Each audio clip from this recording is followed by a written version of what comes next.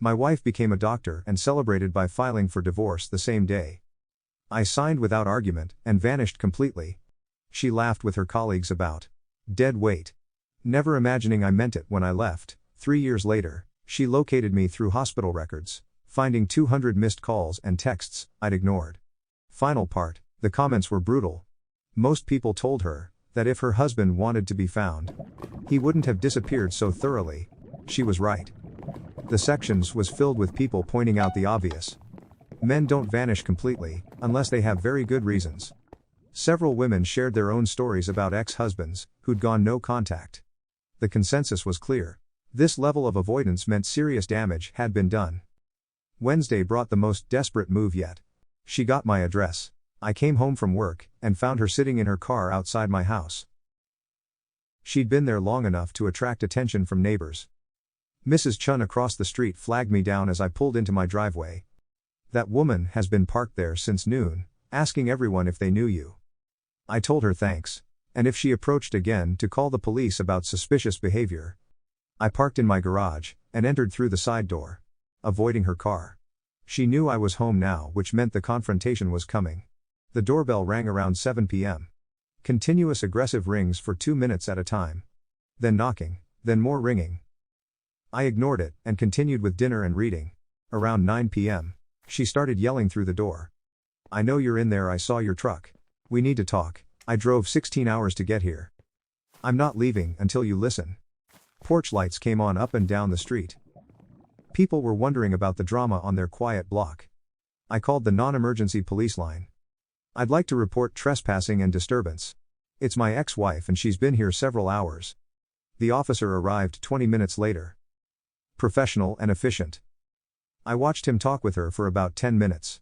She was animated, gesturing toward my house. Probably explaining her 3-year search. He knocked on my door and asked if I was willing to speak with her. "No, we've been divorced 3 years.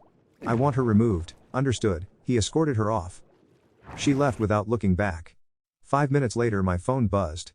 "The police can't stop me from loving you. I'll wait as long as it takes." I screenshotted it and added it to my file for documentation. 3 years of silence followed by 2 weeks of desperation. She found me. But she was about to learn that finding someone and reconnecting are two different things. She cornered me at Home Depot on a Saturday.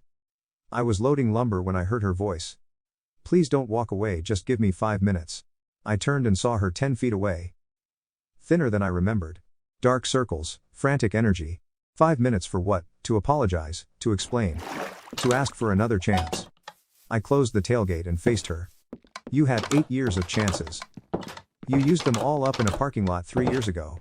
I was stressed. Medical school was overwhelming. I regretted it every day since. Which part do you regret? Calling me dead weight? Or discovering that dead weight was keeping your life afloat? She flinched. I never should have said those things. I thought I needed to be independent to prove I could make it as a doctor. How's that working out? Her jaw tightened. It's been harder than I expected. The hours, the money, everything. I realize now I gave up the best thing in my life. I leaned against my truck. "So let me understand, when you thought you'd be wealthy you threw me away. Now that reality hit, and you're struggling. Suddenly I'm the best thing that ever happened." "That's not how it was." "That's exactly how it was. You said you didn't need me anymore. Helpful during school. But that chapter was over." She looked down. "I was wrong." "Yes you were. I know I hurt you, but we can fix this. We had something good before medical school. We can have that again." I almost laughed. "We never had anything good. I had 8 years of being your support system. You had 8 years of free labor. That's not fair." "Fair, you got exactly what you asked for.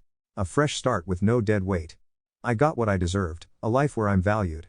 I value you, I always valued you. You valued what I provided. There's a difference." She stepped closer with tears. "I love you, I've always loved you. I got confused about priorities." "No, you didn't get confused. You got honest, you told me exactly what you thought.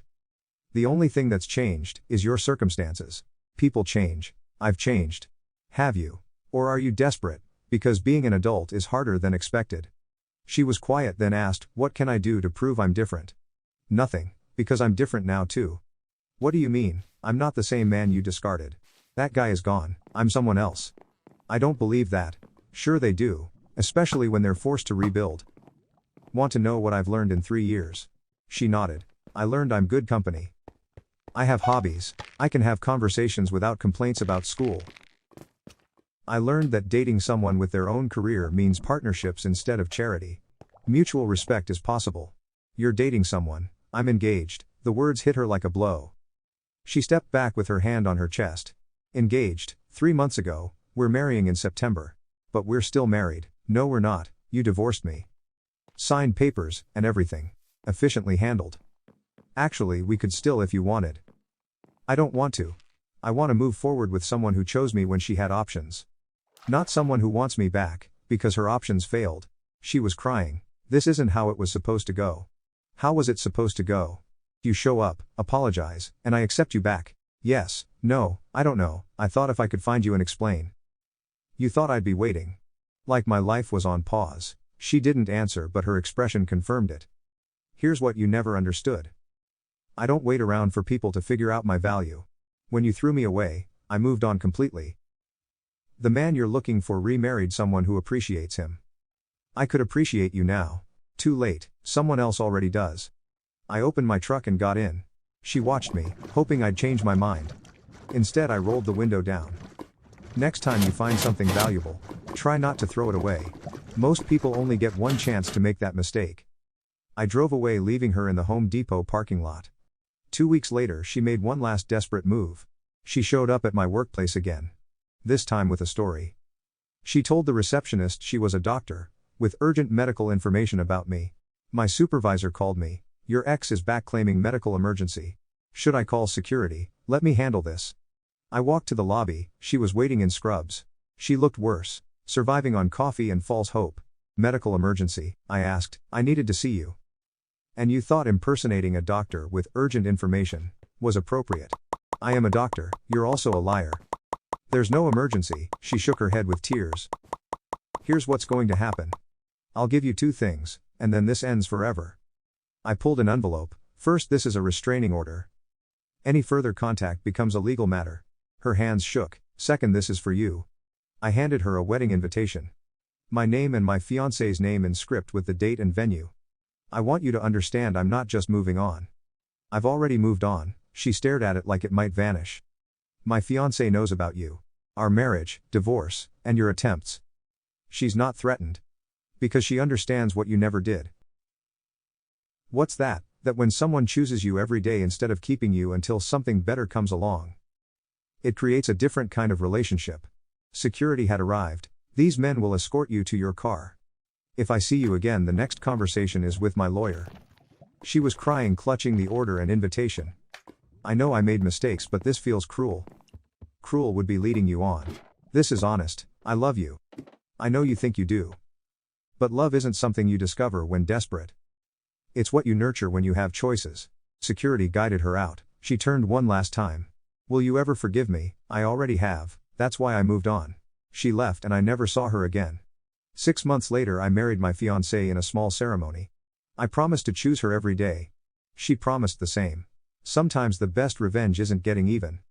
It's living so well that the people who discarded you realize they gave away something irreplaceable. My ex-wife wanted a fresh start with no dead weight. I gave her exactly that, and built something better. She got what she asked for. I got what I deserved. We were both finally free. Our story ended.